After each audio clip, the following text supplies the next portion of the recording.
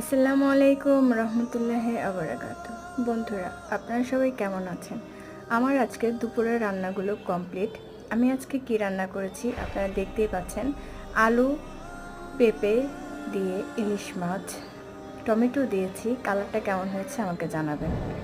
এবং আমি রান্না করেছি শুটকি, আলু, বেগুন, কাঁঠাল বিচি, টমেটো দিয়ে চাপা শুটকি রান্না করেছি। এটা আপনাদের ভাইয়ার খুবই পছন্দের। বন্ধুরা, আমার রান্নাগুলো দেখতে কেমন হয়েছে আমি আশা করি আপনারা আমাকে জানাবেন।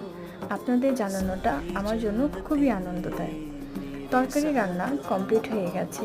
এবার আমার রান্না করতে হবে ভাত। আমি এখন গরম গরম খাবো বলে ভাত বসিয়ে দিয়েছি। আমি ভাত সবসময় শেষের দিকে বসাই। আমার ঝরঝরে ভাত এবং গরম ভাত খেতে খুবই ভালো লাগে। আজকের রান্নাগুলো আপনার কেমন লাগলো অবশ্যই আমাকে জানাবেন। ধন্যবাদ।